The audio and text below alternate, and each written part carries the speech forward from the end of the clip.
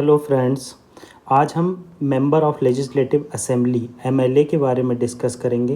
Recently ये बहुत चर्चा में रहा है। इसका रीज़न है कि बहुत सारी जगह देखा गया है कई पार्टियां आपस में मर्ज हुई हैं। महाराष्ट्र में जैसा देखा जा सकता है MLA in the sense member of legislative assembly, जो विधायक जो होते हैं। हमने देखा महाराष्ट्र में कुछ शिवसेना के मेंबर जो है बीजेपी में चले गए और बीजेपी के मेंबर इससे पहले अदर पार्टी में जाते हुए देखे हैं। रिसेंटली अभी जो केस आया शरद पवार और उनके भतीजे के बीच में जो कन्फ्लिक्ट चल रहा है एनसीपी को लेकर, वो भी मेंबर ऑफ लेजिस्लेटिव असेंबली से रिलेटेड।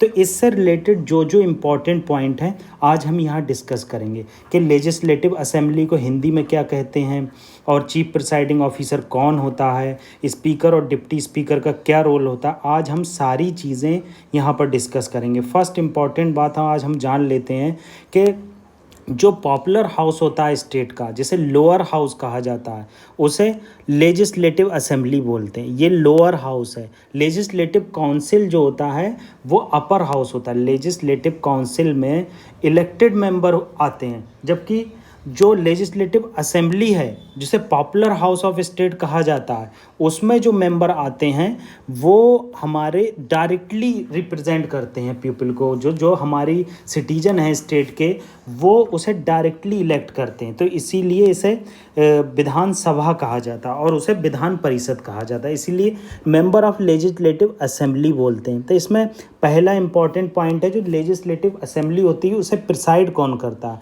तो चीफ प्रिसाइडिंग ऑफिसर इसमें डिप्टी स्पीकर होते हैं। जैसा यहाँ पर हमने देखा कि स्पीकर प्रिसाइड करते हैं, मगर अगर स्पीकर प्रेजेंट नहीं है, जैसा आप देख सकते हो नीचे स्पीकर प्रेजेंट नहीं है तो डिप्टी स्पीकर प्रिसाइड करेंगे। मगर आप यहाँ एक इम्पॉर्टेंट चीज़ जान लीजिए, जब स्पीकर और डिप्टी स्पीकर दोनों में से कोई प्रेजेंट नहीं है तो उसे जो प्रिसाइड करेगा वो गवर्नर डिसाइड करेगा। वैकेंट पोस्ट है। आप यहाँ पर एक चीज़ पे ध्यान दीजिए, वैकेंट है। वैकेंट अगर पोस्ट नहीं है, कोई किसी काम से गया है तो चैम्बर बना लेते हैं ये लोग, 10-12 लोगों का चैम्बर बना लेते हैं। उसमें से आदमी आता है, बैठता है, वही मेंबर होते हैं लेजिस्लेटिव असेंबली के।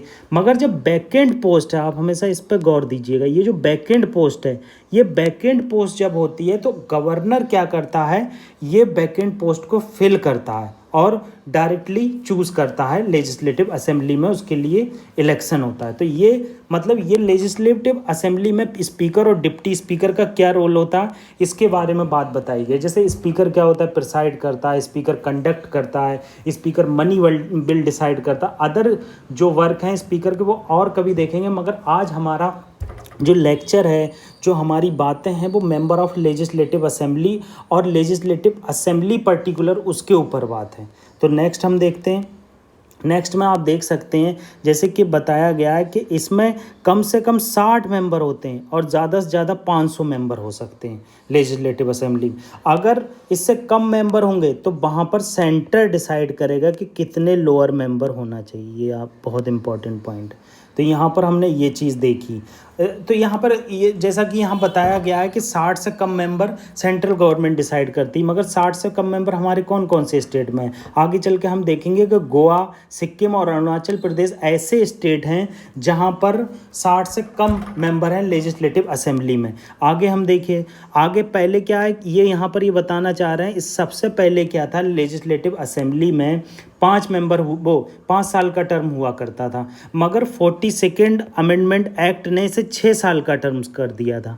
अब इसके बाद क्या होता है, 44th अमेंडमेंट आया। जब इंदिरा गांधी गवर्नमेंट चली गई तो उसके बाद 44th अमेंडमेंट आया जनता गवर्नमेंट में। तो 44th अमेंडमेंट ने क्या किया, फिर से इसका टर्म जो है 5 ईयर कर दिया। तो ये बहुत इंपॉर्टेंट पॉइंट है, ये पूछ लेता है कभी कभी कि किस अमेंडमेंट के थ्रू 6 ईयर टर्म्स था, किस अमेंडमेंट के थ्रू फिर से 5 ईयर हुआ है। आजकल यूपीएससी ऐसे क्वेश्चन बहुत पूछ रहा है, ये पीसीएस में भी बहुत सारे ऐसे क्वेश्चन पूछे जा रहे हैं, तो ये बहुत इंपॉर्टेंट हो जाता है। आगे जैसे मैंने बताया ही था कि लेजिस्लेटिव असेंबली को विधानसभा कहते हैं और लेजिस्लेटिव काउंसिल को विधान परिषद कहते हैं। वो इनडायरेक्टली होती है उसको, और ये डायरेक्टली चुने जाते हैं। अब जैसे क्या हमारे इंडिया में कैमरलिज्म और बाई कैमरलिज्म का प्रावधान है। यूनिकैमरलिज्म क्या होता है, जिस स्टेट में केवल एक ही रिप्रेजेंटेटिव होता है। मान लीजिए कोई स्टेट है उस स्टेट में लेजिस्लेटिव असेंबली है ओनली, और कुछ स्टेट में लेजिस्लेटिव असेंबली और लेजिस्लेटिव काउंसिल दोनों होती। आप यहाँ पर एक बात इम्पॉर्टेंट है, ध्यान से जान लेना, हमारे यहाँ 28 स्टेट में 6 स्टेट ओनली ऐसे हैं जिसमें लेजिस्लेटिव काउंसिल है। अब 6 स्टेट आपको मैं बता देता हूँ, आगे चल के मैं इसका फ़ोटो भी आपको दिखा दूंगा नेक्स्ट लेक्चर में। 6 स्टेट कौन से हो गए, जैसे हमारा कर्नाटका हो गया, महाराष्ट्र हो गया, तेलंगाना हो गया, और आंध्र प्रदेश हो गया, बिहार हो गया, और हमारा उत्तर प्रदेश हो गया। ये 6 स्टेट ऐसे हैं जहाँ पर हमें देखने को मिलता है कि यहाँ पर दोनों बाईकैमरलिज्म है, यूनिकैमरलिज्म नहीं है। वेस्ट बंगाल में भी अभी रिसेंटली ममता बनर्जी ने कोशिश की कि हम यहाँ पर बाईकैमरलिज्म रखेंगे, उसके लिए सेंटर को प्रावधान दिया गया। तो और इस सबसे इम्पॉर्टेंट चीज़ आप ये जान लीजिए, बाईकैमरलिज्म के लिए एक ख़ास बात होती है कि स्टेट गवर्नमेंट क्या करती है, फुल मेजॉरिटी के साथ एब्सोल्यूट मेजॉरिटी। एब्सोल्यूट मेजॉरिटी का क्या मतलब है कि 2/3 जो होता है मेंबर जो प्रेजेंट हैं वो वोट करेंगे, और बाकी एब्सोल्यूट मेजॉरिटी का मतलब है कि 50% से ऊपर चाहिए ही चाहिए किसी स्टेट में अगर लेजिस्लेटिव काउंसिल बनाना है। देखिए मैं फिर से बताता हूँ, जैसे मान लीजिए यूपी है, यूपी में कहा योगी जी ने हमें लेजिस्लेटिव काउंसिल चाहिए, तो सेंट्रल गवर्नमेंट ने कहा लेजिस्लेटिव काउंसिल अगर आपको चाहिए तो आप जो है 2/3 मेजॉरिटी, जिसे एब्सोल्यूट मेजॉरिटी कहते हैं, जितने मेंबर प्रेजेंट हैं, मान लीजिए मेंबर प्रेजेंट है हमारे यहाँ 500, तो उसकी 2/3 मेजॉरिटी हमें चाहिए, और प्लस जो प्रेजेंट एंड वोटिंग चाहिए, जो प्रेजेंट है उस टाइम असेंबली में वो चाहिए। मान लीजिए 400 प्रेजेंट है तो उसका 2/3 आप निकाल लीजिए, तो 2/3 हो गई। और एब्सोल्यूट प्लस क्या होगा, एब्सोल्यूट का मतलब है कि जितने टोटल मेंबर हैं, मान लो 500 मेंबर हैं, उसका 250 तो चाहिए ही चाहिए, तो ये एब्सोल्यूट मेजॉरिटी होती है। तो इस तरह से किसी भी स्टेट में जो है बाईकैमरलिज्म या फिर लेजिस्लेटिव काउंसिल बनाई जा सकती है। ये सबसे इंपॉर्टेंट चीज़ है लेजिस्लेटिव काउंसिल बनाने के लिए।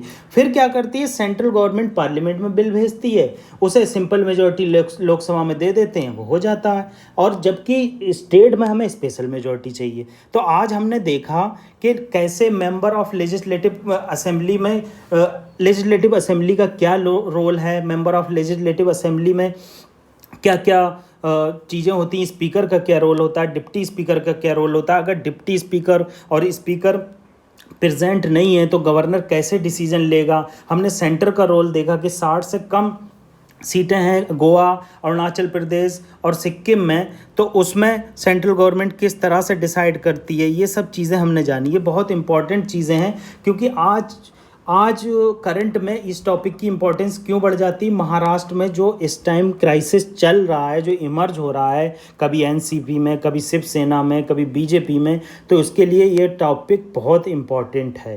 तो इसको आप ध्यान से एक बार मेरे लेक्चर से कवर कीजिए। अगर कोई दिक्कत आती तो आप मुझसे डायरेक्ट कमेंट बॉक्स में क्वेश्चन पूछ सकते हैं। Thank you.